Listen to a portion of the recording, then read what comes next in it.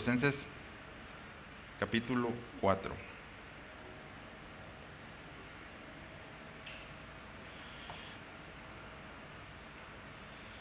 Y vamos a leer desde el versículo 2, por favor, hasta el versículo 6, hermanos.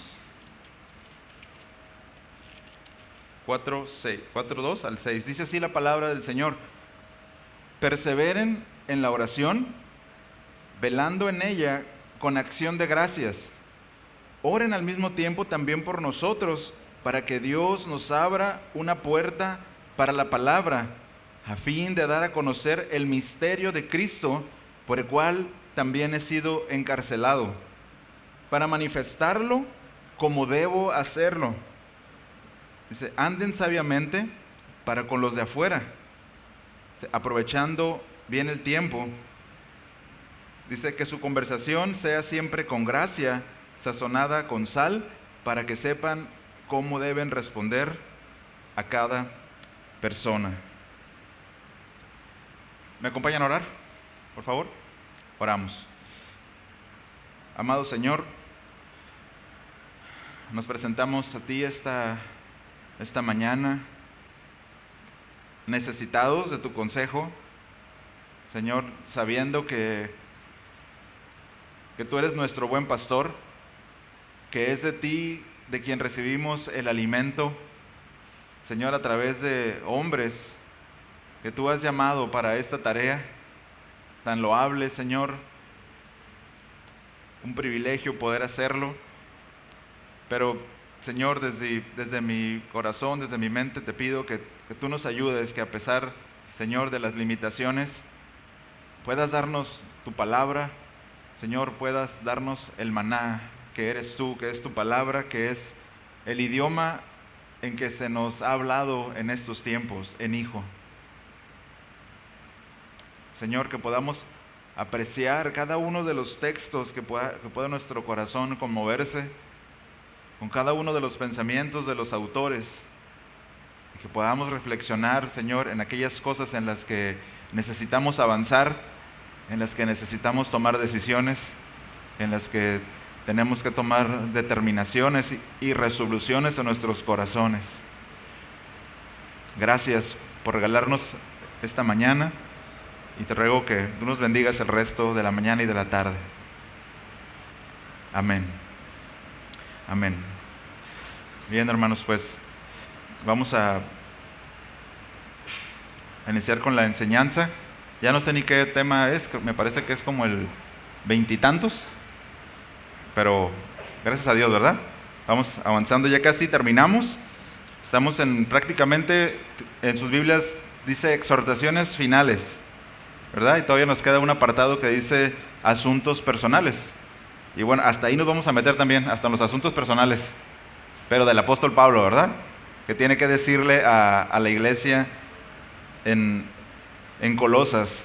Y bien, parte de lo que estuvo enseñando nuestro hermano Uziel la semana pasada, él nos habló acerca de la oración, de perseverar en la oración, pero yo quisiera nuevamente ponerlos en contexto de la carta, nuevamente, y ir al capítulo 3.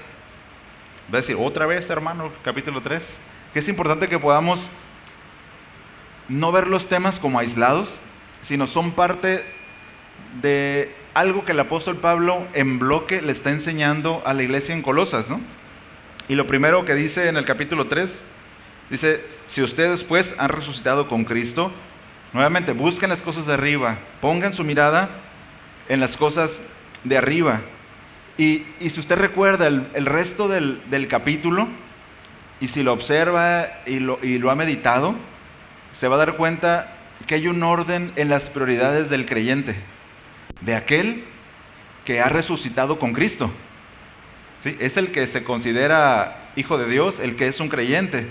Entonces, en primera instancia, el texto nos habla acerca de la relación del que ha resucitado con su Dios, con su Cristo, que se está revistiendo de las vestiduras blancas de Cristo, que está dejando atrás, desechando las vestiduras de la carne para venir a vivir esa nueva vida, esa novedad de vida de la que habla Romanos.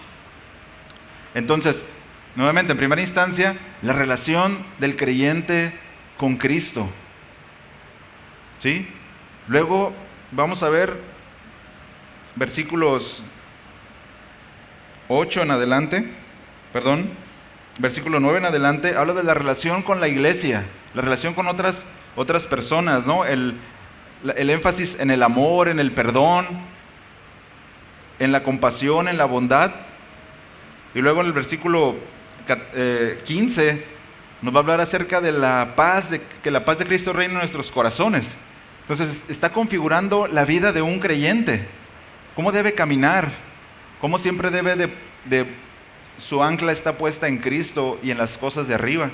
Y a partir de ahí es que él está viviendo el resto de su vida, de la que le queda y del tiempo escatológico, que es en el que Cristo va a regresar. ¿Ok?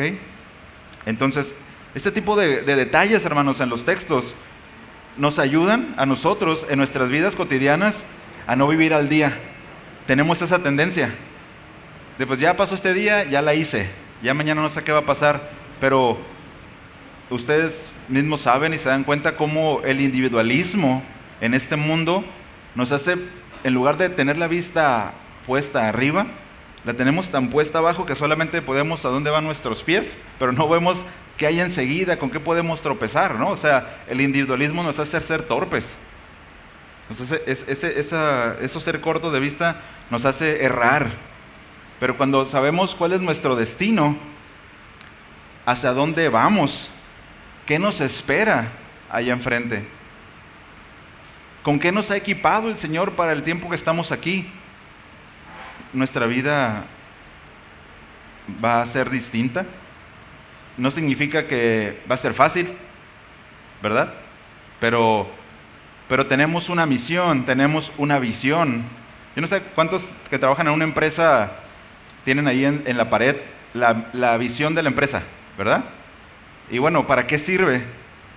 Pues para que los empleados, para que el personal ubique que la empresa no nada más va a hacer un trabajo y ya. No, hay un propósito por el cual la empresa está trabajando en el ramo que sea, ¿no? Ofrecer los mejores servicios en el ramo hotelero, en un restaurante. Pero es importante que y ustedes han estado ahí, ¿no? En el coaching, que luego van personas y no, tienen que comprometerse con la visión de la empresa para que sepan a dónde van y que tengan un crecimiento personal en esta empresa, ¿no? Y son cosas que luego a la gente pues les hace sentir bien, les pagan lo mismo, pero los emocionaron, ¿verdad? Pero bueno, aquí el Señor nos da un panorama, es decir, acá estoy, los estoy esperando, caminen viéndome a mí. Las cosas van a ser radicalmente distintas, ¿sí? Entonces, después de eso, y lo vimos en mensajes pasados, el apóstol Pablo nos habló acerca de las relaciones sociales del cristiano, la relación de los esposos, padres e hijos, esclavos y amos. Y bueno, es como si eso entrara como aparte, ¿no? Pero no, se fijan que es la vida de aquel que ha resucitado con Cristo y cómo se va relacionando en cada uno de los ámbitos. Cómo va siendo Cristo en cada uno de los ámbitos, cómo lo va viviendo a Él en cada una de esas áreas de la vida. Y les digo eso, hermanos, porque cuando llegamos al capítulo 4, es como si hiciera un cambio, ¿verdad? Y el subtítulo que está ahí a veces nos distrae a cambiar el tema. Pero el apóstol Pablo no ha quitado el dedo del renglón, sino que ahora lo que está diciendo es que sí, ustedes están viviendo en una relación con las personas que están a su alrededor, pero también deben de pensar en aquellos que no han sido alcanzados. Ahora va a marcar, la lámpara va a alumbrar hacia aquellos que no han sido alcanzados. Por eso la oración del apóstol Pablo, o la petición del apóstol Pablo, el mandamiento es: perseveren en la oración, dice, velando en ella con acción de gracias. Dice, oren al mismo tiempo también por nosotros, dice, para que Dios nos abra Y yo escuchaba una enseñanza que decía este pastor, que este Dios nos abra puerta, es una frase que ya acuñamos los cristianos y la usamos, hermano, ora por mí porque me estoy pidiendo un trabajo para que el Señor me abra puerta. ¿La has escuchado? Y la usamos para beneficios personales, y que no digo que estén mal, ¿verdad? Pero bíblicamente, el abrir puertas es para la predicación del Evangelio, para alcanzar a aquellos que están en tinieblas, ¿no? Entonces, ese abrir puerta que el apóstol Pablo por el cual está pidiendo a los hermanos en Colosas que oren, dice que Dios nos abra una puerta para la palabra. Es decir, el apóstol Pablo, hermanos, si ustedes se fijan, y fue parte de lo que habló Lucía la semana pasada, no pide cosas para sí mismo. El Señor lo llamó desde el día 1 con una misión. ¿Alguien recuerda cuál fue? Los llamó a los gentiles a predicar. Él menospreció todos sus títulos, todo quien era Rabí Shaulo, todo lo que tenía. ¿Por quiénes? Por nosotros, por los gentiles. Despreció aún su propia vida, ¿sí? Estando en la cárcel, porque el apóstol Pablo está escribiendo desde la cárcel. Y él no está pidiendo, hermanos, oren por mí para que el Señor me libere de estas cadenas, que el grillete me está lastimando la muñeca y ya no puedo escribir, ¿no? No, su oración es para que el Señor abra puerta, no a él, a la palabra. Y el apóstol Pablo está llevando a la iglesia ahora a que pongas su mirada ahí, así como está confiando y cumpliendo sus roles en su familia, en su trabajo, también en su responsabilidad de la gran comisión, hermanos, porque la gran comisión no solo fue para el apóstol Pablo y para los 12 apóstoles, sino es para todos los creyentes en toda la historia. Y hay una historia que escuché hace poco, y era una familia, un pastor, en una ciudad, la verdad no recuerdo, en el norte de África. No se permite la predicación del Evangelio. El pastor estaba predicando y lo apresan, ¿sí? Lo apresan y de repente su familia no sabe nada de él por un mes. Piensan que pues lo mataron, ¿no? Quizás lo mataron. Y al lapso de un mes, la familia, la iglesia orando por él para saber algo, suena el teléfono y es él, ¿no? Y le dice, y contestas, bueno, no, pues soy yo. Dice, estoy bien, tranquilos, ¿cómo están los niños? ¿Están bien? Oye, no, espérate, tengo muy poco tiempo, por favor, oren, dile a la iglesia, a los hermanos que oren por mí.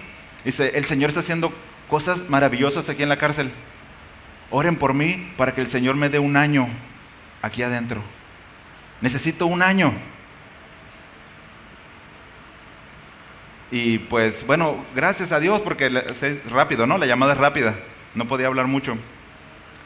Pues los hermanos, la familia orando, con el choque ahí todo, ¿no? Suena el teléfono otra vez, al tiempo, y es él, y les dice, ¿qué creen? El Señor no me dio un año, me dio 10 años. Yo estaba ya así, hecho pedazos, ¿no? Porque pues de repente la expresión chollera, somos llorones, ¿verdad? Pero vean la visión de un hombre. Yo pensé en otras cosas después, ¿no? Sus hijos, su familia, pues no sé, el Señor tiene cuidado. En esos lugares, hermanos, tenemos un privilegio muy grande de vivir en esta tierra, en este lugar. Hay una libertad que va a jugar en contra de nosotros el día del juicio. Pero vean la visión de este hombre. Entendía lo que el apóstol Pablo estaba diciendo, que abra puerta para la palabra. No estaba pensando en sí mismo, ¿no? Entonces, sigue diciendo el texto. Dice, este abrir puerta para la palabra es a fin de dar a conocer el misterio de Cristo. Este misterio de Cristo es el que ya habló en los primeros capítulos, ¿sí? Que Cristo, ¿no? Se hizo carne y la cruz, el perdón de los pecados, lo que estaba oculto fue revelado. José Luis nos habló acerca de eso en una enseñanza. Y esa era la visión, la misión de que el misterio se abra puerta para dar a conocer el misterio de Cristo. Y luego sigue diciendo, por el cual también he sido encarcelado. Y el apóstol Pablo se decía que él era esclavo, y él era prisionero ¿de quién? ¿De los romanos? De Cristo. No, pues Cristo me tiene aquí con un propósito. No los romanos, aunque lo castiguen y hagan lo que le hagan, él era prisionero de Cristo. Y fíjense, le ponían cada guardia, o sea, cada cierto tiempo, le cambiaban el soldado. Otra alma para predicarle. Y eso es lo que estaba en su corazón. Hermanos, oren, para que cuando escuchen la palabra sus corazones sean abiertos. Dice, versículo 4, dice, para manifestarlo como debo hacerlo. Es decir, Dios le había dado al apóstol Pablo una misión. ¿Se recuerdan que él estuvo un tiempo apartado? Creo que 3 años, si no mal recuerdo, siendo capacitado y entrenado por el mismo Señor Jesús. Él lo dice en Gálatas, que él estuvo, ¿no?, apartado. El Señor Jesús le dio una misión. Y esto lo vas a hacer así, así de tal manera. Y él estaba preocupado y pedía la oración de la iglesia para poder cumplir con el estándar que Dios le había dado. ¿Se fija? Es decir, cuando leemos ahí cómo debo hacerlo, es que ya había un modelo de cómo hacerlo y él necesitaba alcanzarlo. Pero eres un apóstol, Pablo. O sea, eso déjalo para nosotros, ¿no? Que estamos bien cortos, pero tú eres un apóstol, milagros, tienes un pañuelito que si alguien toca es sanado, ¿verdad? Y tú estás en la cárcel y tiembla y se abre la cárcel, o sea, yo que voy a orar, ¿no? Pero vean la humildad de un apóstol, la humildad de un hombre que ha estado con Cristo, de un hombre que ha estado en el tercer cielo, que ha visto cosas inefables, dice, que no les he permitido decirlas. Y vean la humildad. Yo necesito que esta iglesia en Colosas, esta pequeña iglesia en Colosas en Asia Menor, ore para que la palabra sea abierta. No es el hombre, nunca son los hombres, hermanos, siempre es la palabra. Y nosotros debemos orar, como dice el apóstol Pablo, para que la palabra, para que se abran puertas, no a los hombres, sino a la palabra, para que los hombres conozcan el misterio de Cristo, ¿no?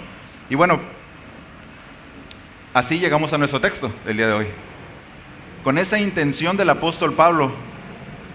Entonces, en estos primeros versículos, él habla acerca de que él sepa, que él pueda cumplir y pueda proclamar el evangelio de la manera que le fue entregado. Para eso las oraciones. Pero luego entra este versículo, el 5, que ya no habla de hablar, que ya no menciona nada de hablar, sino menciona algo de vivir. Y dice el versículo 5, anden sabiamente. Y cada vez que ustedes se encuentren con la palabra andar, eso nos va, o el significado que tiene, o el concepto que tiene, es el de vivir, de comportarnos. ¿Sí? ¿Cómo andas? Y lo usamos, ¿no? ¿Qué tal, brother? ¿Cómo andas? ¿No? ¿Qué estás preguntando? ¿Cómo te está yendo? ¿Cómo vas? ¿Verdad? ¿Cómo te estás comportando? Bueno, el apóstol Pablo dice, anden, necesito una Biblia más grande porque se me pierden las letras, anden sabiamente. ¿Sí? La forma de comportarse. Y ahora, esta palabra, anden, hermanos, anden sabiamente, la palabra hebrea que es semejante a esta palabra,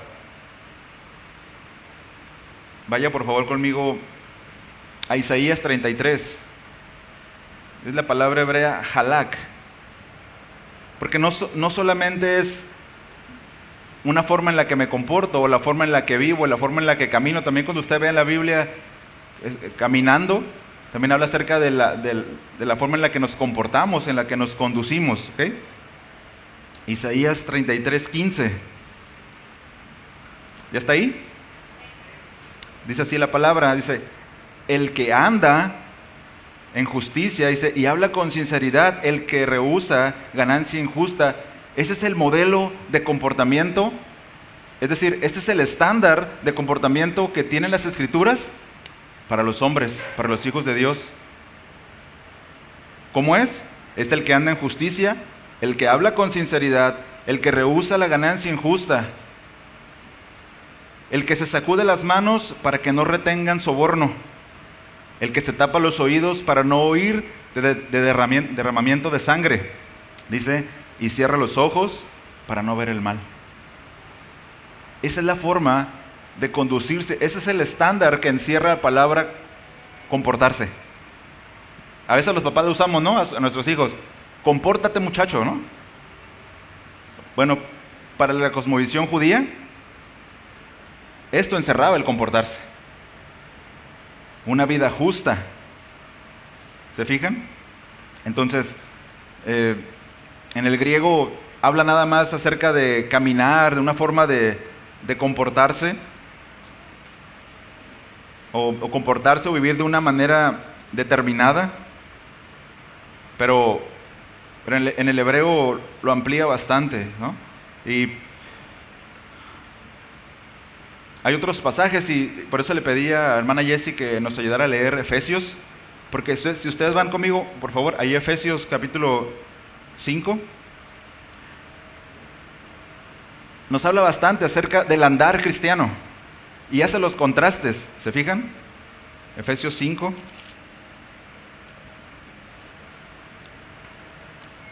Y el versículo 1 del capítulo 5, hermanos, es magistral y es el estándar más alto que hay para la forma de vivir y de comportarse de un creyente. O sea, alguien que ha nacido de nuevo, que vino a los pies de Cristo, que se bautizó y va con el pastor y le dice, pastor, pues yo ya he puesto mi confianza en Cristo, yo creo que voy al cielo con el Señor, yo quiero servirlo, ¿qué hago? Yo leería el capítulo 5, versículo 1. Ahí se me movió. Diría, sean pues imitadores de Dios, como hijos amados, y anden en amor, así también como Cristo les amó y se dio a sí mismo por nosotros, ofrenda, sacrificio a Dios, como fragante aroma. Ese es el estándar de un creyente. En el cristianismo, hermano, no hay niveles de soy nuevo creyente y luego soy discípulo. No, soy nuevo creyente y entro en esto, en ser imitador de Dios. El apóstol Pablo también dice, ser imitadores de mí como lo soy de Cristo.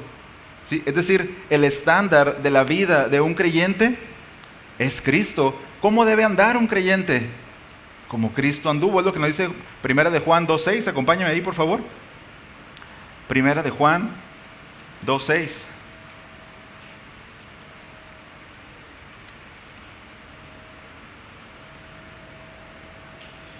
Y fíjense lo que dice el texto. ¿Ya están ahí?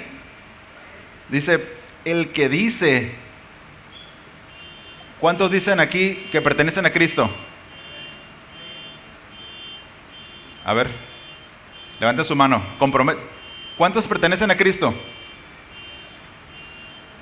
Bueno, dice, el que dice que pertenece a Él, debe andar como Él anduvo. No es como la vida del pastor. Es muy fácil, hermanos, compararnos con las personas. Nosotros, no, sí, yo hago las cosas mal, pero este brother, miren, ni se estaciona en la cochera del vecino. O sea, él sí está mal. No, el estándar para compararnos es Cristo. Está alto, ¿verdad? Pero somos sus hijos, Él nos ha comprado, la gracia nos ha abrazado y nos ha santificado y nos ha puesto en un lugar en el que nosotros podemos parecernos a Él y está trabajando en nosotros. Es decir, si es posible. La cosa es que hay una responsabilidad que cae sobre nosotros, que es trabajar, ¿no?, en nuestra salvación, ocuparnos en nuestra salvación. ¿Cómo? Con temor y con temblor, ¿no? Entonces, el estándar de andar es Cristo. Cuando veamos en la Escritura, cuando se nos exhorte a andar bien, es como Cristo. Pero en el texto, regresando a Colosenses, en el texto, que aunque en la traducción, hermanos, sabiamente es un adverbio, es decir, andar sabiamente, en el texto griego, sabiamente es un sustantivo. ¿Sí? Y literalmente esto podría leerse como: en la sabiduría está el caminar. Es decir, los rieles por el que debemos andar son la sabiduría. Porque podríamos nosotros entender este texto como: anda sabiamente, es decir, bueno, lo que yo considero que es sabio, lo que yo considero que está bien, y generalmente así vivimos. Es decir, bajo los estándares que nosotros ponemos en nuestra vida. Lo que yo creo que está bien, quizás la ropa que tú usas para ti está bien, pero puede ser que para otro se escandalice, ¿verdad? Mira qué calorón está haciendo y trae guayabera, ¿no? Yo traería una playerita así más a gusto. Pero el estándar no es nuestra sabiduría, nuestro conocimiento. El estándar es la sabiduría de Dios. Sí, la sabiduría de Cristo. Entonces, esta sabiduría no solamente es conocimiento, sino que esta sabiduría va a abarcar la vida completa del creyente, como Cristo ha mandado que camine, y también las palabras que va a decir. Por eso les decía, el texto viene hablando acerca de orar, acerca de que se abra puerta para la palabra, para que el apóstol Pablo pueda proclamar el evangelio, pueda proclamar el misterio. Pero si la iglesia no está andando en la sabiduría de Cristo, si no está yendo por los rieles de la sabiduría de Cristo, va a ser un estorbo al hablar. Porque la sabiduría contempla el hablar lo que Dios quiere que hablemos. Y vaya ahí al capítulo 1 de Colosenses, por favor. Ya el apóstol Pablo había hablado acerca de esto. Ya él estaba orando por la iglesia, de hecho.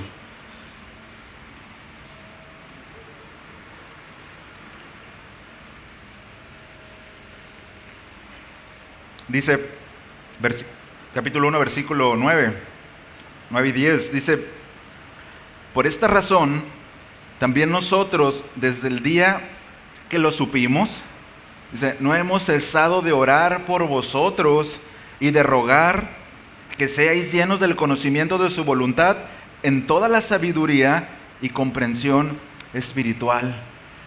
No podemos hacernos sabios en nuestros propios conceptos. Sí, sabios a sí mismos, que lo que yo digo está bien nada más. No, necesitamos, hermanos, iglesias, otros. De hecho, la semana pasada me mandaba una foto el pastor Ángel. Ellos tienen la reunión de oración los viernes. Me mandó la captura ahí, ¿no? De que estaban orando por nosotros. Y me la mandó también Bogdan. Y luego me la mandó otro hermano, Jeremy se llama. Dije, bueno, ¿no? Está ahí, sí, ya sé que están orando por nosotros, ¿no? Pero qué bueno, gracias a Dios, porque lo necesitamos. El apóstol Pablo estaba seguro, dice, y no hemos cesado de orar por vosotros. Y vean, y de rogar. Casi nunca rogamos, hermanos. A veces nada más, Señor, pues ahí está mi petición, ¿no? Al final, tú eres soberano. O sea, ¿de qué sirve que yo te esté insiste si tú eres soberano? O sea, pero rogar, hermanos, implica que sí sé que Dios es soberano y sé que Él lo puede hacer o que no lo va a hacer si no quiere, pero eso no está en mi cancha. Señor, yo te ruego por mis hijos, yo te ruego por mi vecino, por mi esposo, por mi esposa, que venga a tus pies. Y lo hago 1 año, 15, 20. ¿Hasta cuándo? Hasta que el Señor diga, ya no me pidas.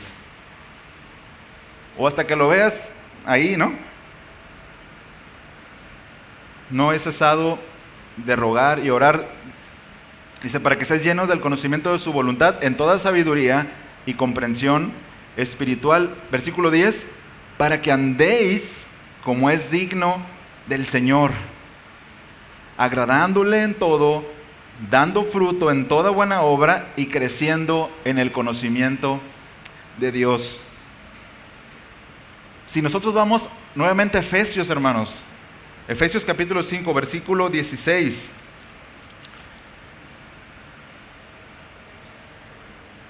nos vamos a encontrar con esta misma forma de argumentar del apóstol Pablo.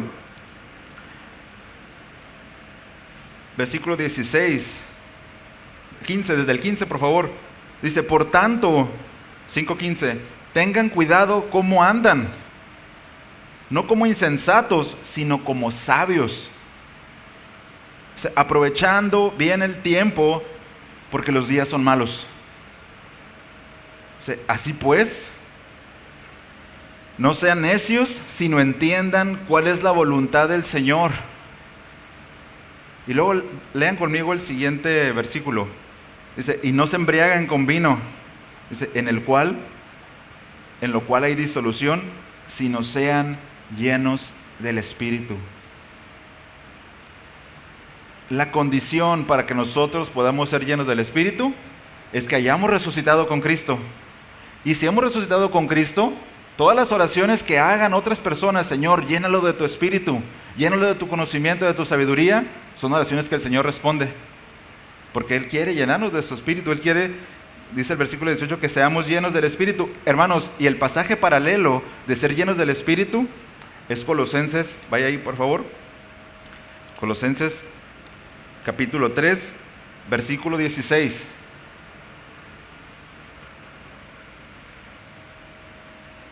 Capítulo 3, versículo 16. Que dice así, que la palabra de Cristo habite en abundancia en ustedes, dice, con toda sabiduría, enseñándose y amonestándose unos a otros con salmos, himnos y canciones espirituales, cantando a Dios con acción de gracias en sus corazones. ¿Cómo sé que una persona está llena del Espíritu? Porque la palabra mora en abundancia. No porque se retuerce ahí, ¿no? Porque la palabra mora en abundancia. Pero si la palabra no mora en abundancia, no hay sabiduría. Si el Espíritu no ha llenado nuestra vida, no hay sabiduría. Y vamos a caer en lo que dice Efesios, de andar como insensatos, como necios. ¿Sí? Entonces, nuestras oraciones de Señor, lléname de tu Espíritu. Y sé que esa frase nos las han echado a perder, hermanos, pero es bíblica. Y es la vida del creyente. La abundancia de su palabra. Yo hablaba en casa tenemos el privilegio de haber recibido unas visitas, ¿no? Es una hermana de mi abuelita. Ella tiene 84 años y su esposo tiene 87 años, ¿no? Y él es un pastor que ya está jubilado. Bueno, él me dijo que lo jubilaron. Dice, pero mi lengua no la han jubilado, me dijo. Así que cuando lo invitan a predicar, pues él predica y dice, mira, predico 30 minutos porque es lo que puedo. Pero ayer teníamos un compromiso, yo estaba hablando con él y me convertí, hermanos. ¿No? Porque, ¿saben qué hablaba? La palabra de Dios memorizada. Me sentí como los que iban camino a Maús, tardos de corazón, ¿no? Y empezó a hablarme desde Génesis. No, mira, y José, y va. Y me dijo, bueno, eso es lo que voy a enseñar mañana, me dijo. Me predicó el sermón a mí ayer. Pero yo estaba pensando, cuando lo estaba escuchando, dije, una persona que tiene un depósito de la palabra, ¿sí? En la que mora el Espíritu, que está lleno del Espíritu. Aunque él en su línea teológica, la llenura del Espíritu tiene que ver con hablar en lenguas y que haya cosas en el culto. Pero yo estaba pensando, realmente eres una persona llena del Espíritu. Sí, porque la palabra mora en abundancia. Y lo que sale del corazón, ¿sabe qué es? De lo que está lleno, de la palabra. Entonces es una persona que anda en sabiduría. El Señor me regaló una ilustración viva para esta enseñanza. Es una persona que anda en sabiduría.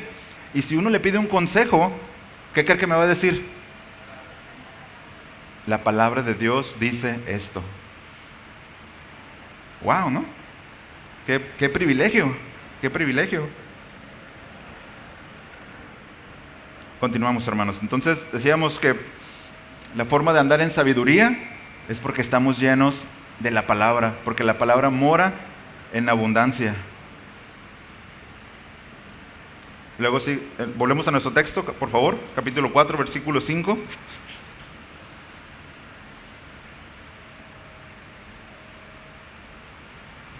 Dice, ¿para qué lo hacemos? ¿Andamos en sabiduría? ¿O la sabiduría, como les decía, en la sabiduría está el caminar? ¿Para qué? ¿Por qué? La razón, dice, para los de afuera. Es lo que dice el texto, versículo 5, para los de afuera. Sí, porque pues aquí podemos hablar todos y hasta en griego comunicarnos con otros, ¿verdad? La palabra mora entre nosotros y podemos exhortarnos y sí, mira, me pasó. Pero, hermanos, el propósito de lo que está diciendo el apóstol Pablo, la intención, es a los que están afuera. Recuerden, abrir puerta a la palabra. Entonces, ese andar en sabiduría, estar llenos de la palabra, llenos del Espíritu, es para beneficio de los de afuera. Por supuesto que se benefician los de adentro, pero para los de afuera. Para que vean cómo andas. Qué responsabilidad, hermanos. Qué responsabilidad ser una piedra de tropiezo. Porque no andamos como sabios, sino como necios. ¿Sí? ¿Están de acuerdo conmigo? Es una gran responsabilidad. El Señor Jesús, hablando acerca de los niños, dice que si, parafraseando, que si uno le hace daño a un niño, ¿no? Si uno le es tropiezo a un niño, que es mejor que se amarre una piedra y se aviente al mar, ¿no? Al río. El no caminar en sabiduría, pues lo contrario es ser necio, ¿verdad? Es andar en necedad. Va a afectar a los de afuera. Y puede ser vituperado el nombre de Cristo. Y la primera frase que nos dicen los de afuera, ¿cuál es? Y eso que eres cristiano. Y eso que te das golpes de pecho. ¿Verdad? El aleluya y mira. A veces es injusto, ¿verdad? Pero gloria a Dios cuando es injusto. Pero qué vergüenza cuando tienes razón. Cuando hay una razón para decirnos, mira, y eso que eres cristiano. Pero el enfoque del apóstol Pablo nuevamente es para los de afuera. Esa es la misión. Proclamar el evangelio. Sí, con palabras, pero el testimonio, hermanos, es sumamente importante.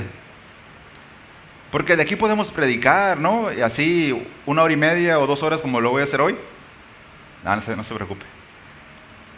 Pero afuera llega una persona con necesidad y entras en pánico y ya perdiste la oportunidad. O lo maltrataste, ¿verdad? A lo mejor injustamente. O justamente, pero no preferiste ser gentil. Preferiste tener la razón. Pero perdiste la oportunidad. Y no actuaste sabiamente. Entonces lo que el apóstol Pablo dice, sí con palabras, pero también con nuestra forma de vivir, con nuestros hechos, con la forma en la que caminamos, predicamos a Cristo. Y hay una frase, José Luis la dijo hace unos domingos, de Francisco de Asís, que dice, predica todo el tiempo y si te es muy indispensable, habla. Y suena bien, ¿no? Pero el énfasis es hablar. El evangelio se tiene que predicar. Se tiene que hablar el evangelio, pero tiene que estar respaldado por una vida de testimonio. Muéstrame tu fe por tus obras. ¿No es lo que dice Santiago? Entonces, a veces el Señor nos da oportunidades, hermanos, a nosotros para mostrar nuestra fe. Porque podemos dar un concepto de lo que es la fe, ¿no? Así rápido, teológico. Hasta saber las palabras en hebreo y en griego. Pero no somos capaces de disparar ni en defensa propia, ¿no? Y nuestros hechos no acompañan a nuestra fe. ¿Se da cuenta? ¿Sí ubican qué es disparar en defensa propia? Ser generosos. Del griego ser generosos. O sea, de pichar algo, pues, ¿no? Bien, entonces, este testimonio, decíamos, es para los de afuera, ¿no? Para quienes no son cristianos, ¿ok? Y todos tenemos familiares que no son creyentes. Para los judíos, los de afuera eran los gentiles, éramos nosotros. Pero en el mundo gentil, los de afuera pues, son los que no han puesto su confianza. Y a veces es difícil pasamos tanto tiempo con nuestras familias que nos sale nuestro verdadero yo. Pero el verdadero yo es el que ha resucitado con Cristo. Y si no ese es el que sale, entonces arrepiéntete y resucita ya. Porque el énfasis, hermanos, del apóstol Pablo, lo que sigue diciendo, la segunda parte del versículo es aprovechando bien el tiempo. Y es decir, o sea, sí, el día, ¿no? Estoy en una reunión y estoy con la familia y le diré, no le diré a mi tío que es muy borracho y no sé qué, y tío, arrepiéntete, y se te pasa. Sí tiene que ver con aprovechar el tiempo y las oportunidades, pero también tiene que ver con que el reloj del Señor está en cuenta regresiva. La cosa es que no sabemos cuánto le queda, pero le queda poco tiempo. Le quedan 2000 años menos, eso estoy seguro. Entonces hay una urgencia de andar sabiamente, porque los de afuera necesitan escuchar el mensaje respaldado, hermanos, con nuestro testimonio, ¿no? Es lo que está diciendo el apóstol Pablo. Y esta idea de aprovechar el tiempo tiene que ver con redimir el tiempo, tiene que ver con comprar tiempo, también con usar bien el tiempo. Y hay una ilustración en Daniel 2:8. Si usted quiere ir ahí, acompáñeme. Pero el rey un día se levanta y le dice a sus magos: oigan, tuve un sueño y quiero que me lo interpreten, pero no me acuerdo del sueño, así que quiero que me digan qué soñé y qué significa. Y así no todos, ¿no? Y pues ahí se estaban haciendo, ustedes pueden leer en casa, buscando formas, y el rey los ve que estaban ahí como que titubeando, y él les dice en el versículo 8 del capítulo 2, dice: respondió el rey y dijo: ciertamente sé que queréis ganar tiempo. O sea, se andaban haciendo ahí, queriendo investigar, que no sé qué, que lo otro. Dice: queréis ganar tiempo porque veis que mis órdenes son firmes. Sus órdenes eran que si no les decían qué soñó y qué significaba, creo que los iba a quemar a todos, y con todo y casa y familia. Entonces estaba difícil, ¿no? Obviamente que iban a tratar de buscar algo, ¿no?, en el rey para comprar tiempo. Bueno, la idea, hermanos, es que ese sueño, que era un misterio para los magos, ese misterio se nos ha dado a nosotros en forma del Evangelio, se nos ha revelado, y ahora lo podamos dar a conocer. Y ahora nosotros necesitamos redimir tiempo, necesitamos aprovechar el tiempo para proclamar el misterio que es Cristo y su obra a los de fuera, aprovechando bien el tiempo. Y Efesios 5 lo expande, y ahorita lo leímos. Dice que los días son malos. Miren, y el apóstol Pablo lo dijo hace 2000 años, y ahorita son malísimos, hermanos. Los tiempos son muy malos, ¿no? En nuestros tiempos, la maldad, como bien la Biblia dice, ha aumentado exponencialmente. Nerón era muy malo, ¿sí? Nerón era muy malo, y Hitler era muy malo, hermanos. Pero ni siquiera ellos dos juntos pensaron en matar tantos bebés como el aborto ha matado en nuestros días. Pensaban exterminar a una raza, ¿no? En el caso de los cristianos, Nerón, culpándolos, Hitler a una etnia. Pero ahora los civilizados, los Homo sapiens sapiens, que ya no son los señores de la guerra, supuestamente, hicieron que los planes de esos dos hombres sean juegos de niños. Pero la maldad es tanta, hermanos, que aún usan eufemismos para cubrir esa maldad, y disfrazan las cosas con palabras como interrupción, la interrupción del embarazo. ¿Qué pasa cuando tú interrumpes el suministro de agua? Se puede volver a abrir, ¿no? Bueno, el embarazo ya no se puede continuar. Usan frases como salud reproductiva. Usan frases como muerte digna para hablar acerca de la eutanasia. Usan frases como relaciones intergeneracionales para esconder la pedofilia. Tú eres de una generación, yo soy de otra, podemos tener relaciones, ¿no? ¿Qué más? Decía César Vidal, ¿qué más capacitado un adulto para enseñarle de sexualidad a un niño? Y todo se esconde como algo bueno. De ese tamaño es la maldad, que se ha disfrazado de eufemismos y de cosas que no suenan tan mal, engañando, ¿no?, a otros. Entonces, ¿por qué les comento esto, hermanos? Porque los días son malos. Y en ese sentido, de todas las cosas que están pasando, sí lo son. ¿Sí? Pero hay una urgencia. Es decir, el énfasis no es admirarnos o que el corazón se nos apachurre por la maldad, sino la urgencia de los que están yendo al infierno a causa de esa maldad. Es como si nosotros nos paráramos en la orilla de un precipicio y está el infierno y estamos viendo cómo está cayendo la gente al infierno y nosotros estamos con nuestro celular viendo Instagram, Reels. ¿Sí? Y podemos pasar horas.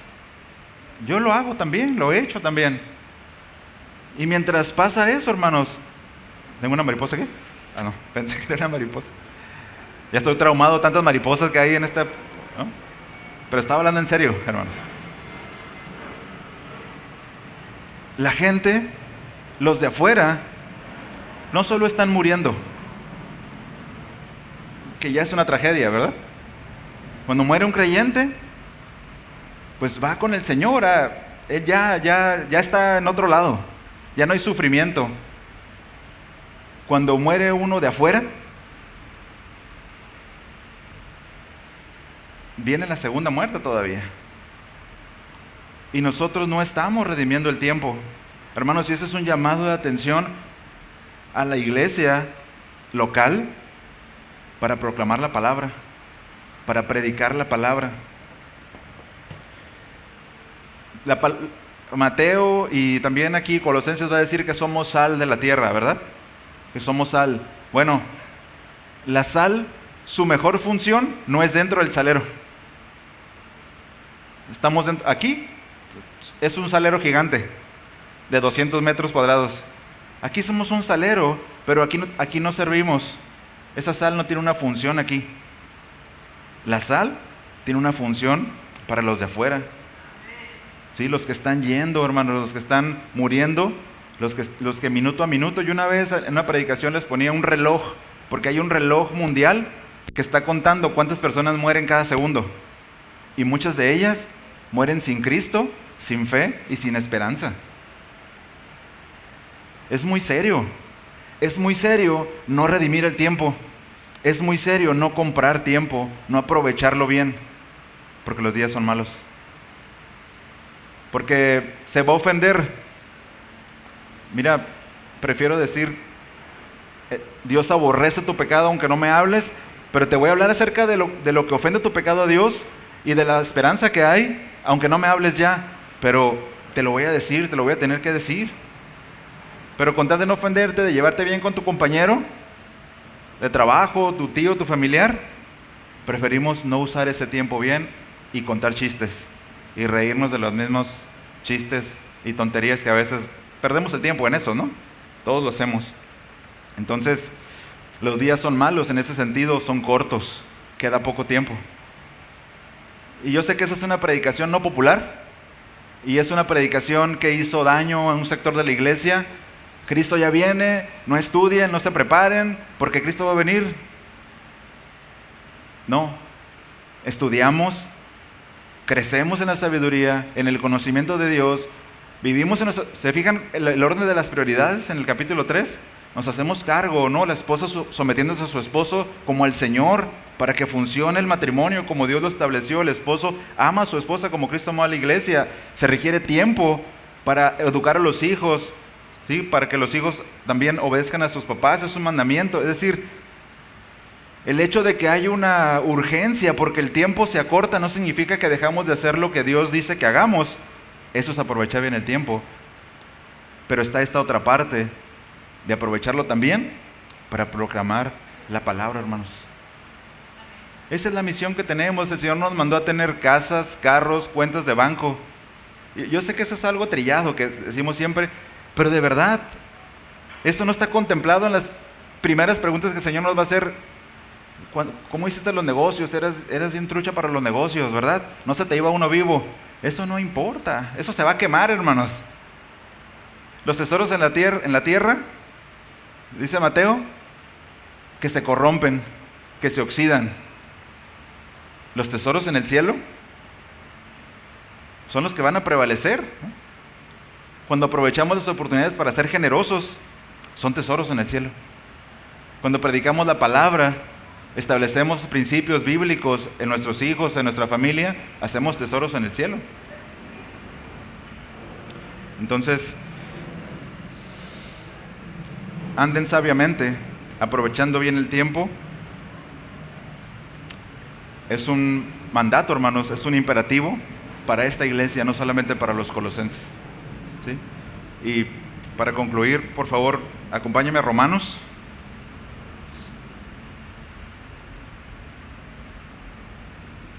Romanos capítulo 13.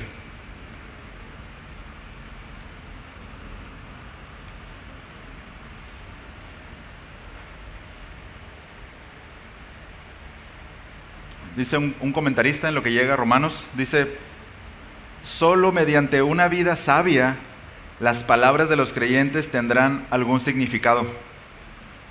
La iglesia primitiva no contaba con los medios modernos para promocionar el evangelio, dice, tales como la televisión, la radio, los folletos, los libros, las revistas o las calcomanías para los automóviles, sí, mucho menos contaba con los escándalos y los hipócritas. Con todo, viviendo en absoluta sencillez la verdad del evangelio en su vida personal y comunitaria, transformaron por completo el mundo en el que vivían. Dios quiera que se diga lo mismo de nosotros. Romanos 13:11, ¿ya estamos ahí?